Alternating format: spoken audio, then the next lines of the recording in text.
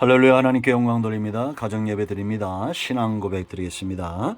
사람이 마음으로 믿어 의에 이르고 입으로 신하여 구원에 이릅니다. 누구든지 주의 이름을 부른 자는 구원을 받습니다. 약속입니다. 마음으로 믿고 입술로 고백합니다. 나는 전능하신 아버지 하나님 천재 창조주를 믿습니다. 나는 그의 유일하신 아들 우리 주 예수 그리스도를 믿습니다.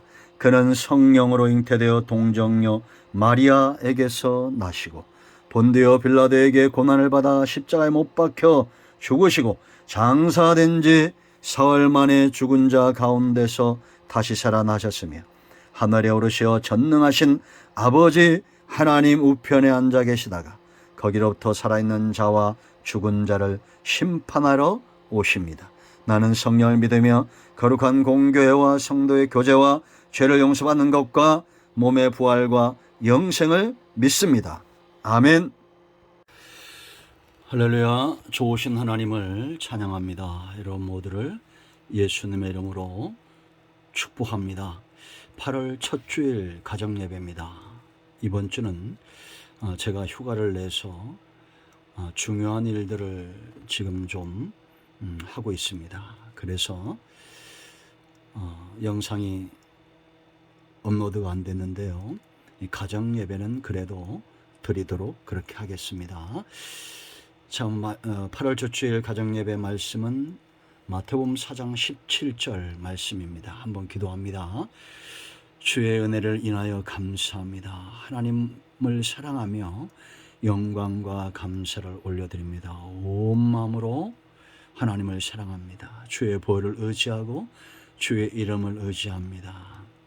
말씀을 들을 때 읽을 때 우리의 심령이 뜨거워지게 하시고 오직 하나님으로 인하여 우리가 새 힘을 얻고 회복되는 귀한 시간이 되게 하옵소서.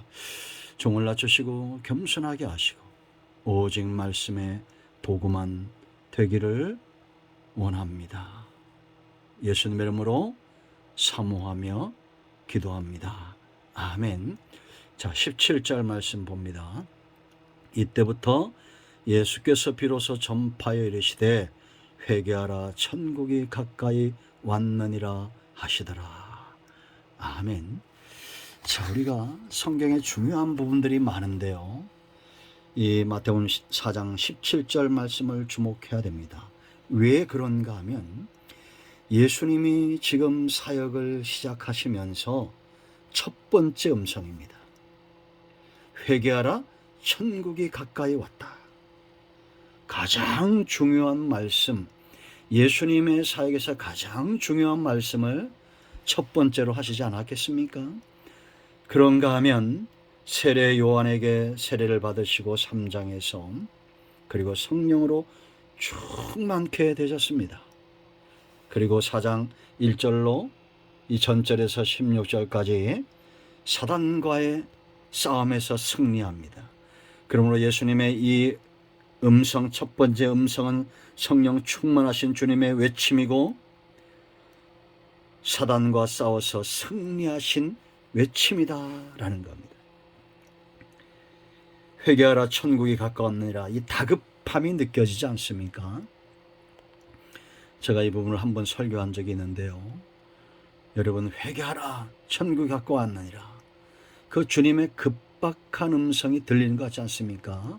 내용상 이런 회개하라 천국이 가까웠느니라 이것을 조용히 했겠습니까? 아니잖아요. 회개하라 천국이 가까이 왔느니라. 그 예수님이 왜 이렇게 외쳤을까요? 세 가지 중요한 이유가 있습니다. 하나는 바로 말의 권세, 성령의 역사에 의한 말의 권세를 사용하신 겁니다.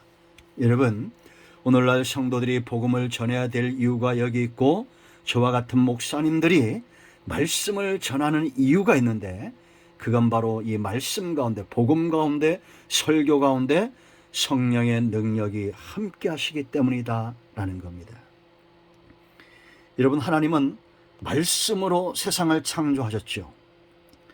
성령이 그대로 수종들어 그 말씀이 그대로 이루어지도록 일하신 겁니다. 창조의 능력인 이 성령의 역사가 예수님에게는 사역의 능력으로 나타났고 오늘날 동일한 성령이 성도들과 함께하는 겁니다. 그러므로 여러분, 저와 여러분 안에 있는 이 성령의 능력을 쉬운 표현으로 풀어놓아야 됩니다. 그건 어떤 것이냐? 우리가 복음을 외치고 선한 역사를 위해서 말을 하고 염려나 근심이나 다툼이나 분노나 절대 하나님이 기뻐하는 말들을 할 때 성령이 역사하시겠습니까? 아니잖아요. 성령은 하나님의 뜻에 수종드는 사역을 감당합니다. 여러분, 예수님이 가르치고 전파하고 치유하고 전부 말씀의 능력을 사용했다. 이거를 기억하셔야 됩니다. 자녀이면 그 자녀에게 권세가 있어요. 영접하는 자, 곧 그 이름을 믿는 자에게는 하나님의 자녀가 되는 권세를 주셨다라고 분명히 요한복음 1장 분명히 말씀하고 있다라는 겁니다. 그러면 저와 여러분 모두는 하나님의 선한 역사를 위해서 예수님처럼 이 말의 권세를 사용해야 됩니다. 이 영상을 접하는 분들에게 아직도 예수님을 믿지 않는 분들이 있다면 회개하십시오. 천국이 가까이 왔습니다. 자, 두 번째, 왜 예수님이 이렇게 다급하게 외친다고 그랬습니까? 독사의 자식들이다. 오늘 여기는 지금 회개하라 천국이 가까웠느라 이렇게 말씀이 나와 있지만 마태복음 3장 7절 8절 12장 34절 요한복음 6장 38절 39절 말씀을 참고하세요. 독사의 자식들아, 세례 요한이 독사의 자식들아 이렇게 선포했고, 하나님의 자녀들이, 독사는 사탄을 상징하죠, 사단의 자녀로 살고 있다는 겁니다. 여러분, 예를 들어서 여러분의 자녀들이 내 자녀인데 악한 일에 속해 있고 악한 자들에게 노예되어 있으면 부모의 마음이 얼마나 급하겠습니까? 제가 언젠가 한번 예를 들었죠. 아들을 잃어버린 겁니다. 이 부모가 어릴 때 평생을 찾아다니지 않겠습니까? 찾다가 저기 전라도 어느 도시에 가서 만났는데 엎드려서 하반신 불구가 되어서 앵벌이를 하고 있더라는 겁니다. 둘 다 알아본 거예요.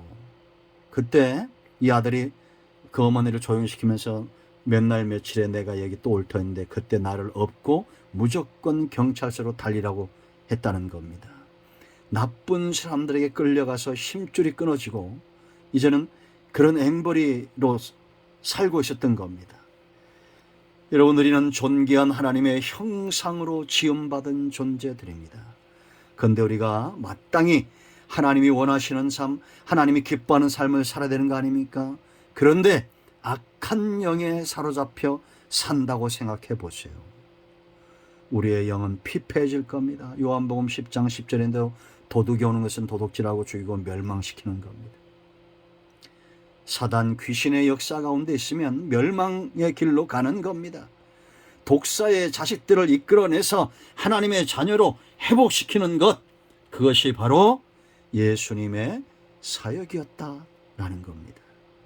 그러므로 여러분, 오늘날 교회와 성도들의 사역도 동일하지 않겠습니까? 세례 요한처럼 예수님처럼 회개를 선포하고, 회개라는 것은 돌아오는 겁니다. 죄악된 길에서 사단에게 속했던 자들이 이제는 돌아와서 하나님의 자녀, 하나님 나라 백성으로 사는 것이다 라는 겁니다.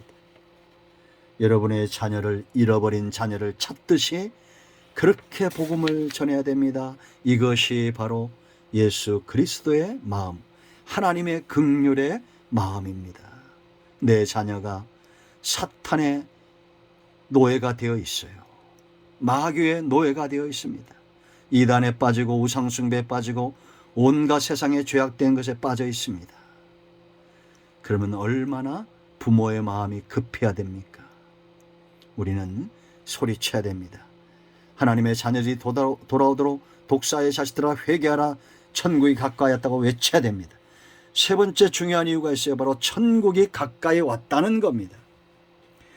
이 주님의 다급한 외침이에요. 여러분, 인류의 믿지 않는 자들도 인류의 종말의 때를 실감하는 그런 시대가 우리 눈앞에 와 있다고 생각하지 않습니까? 이미 마태복음 24장과 요한계시록의 예언들이 이루어지고 있습니다.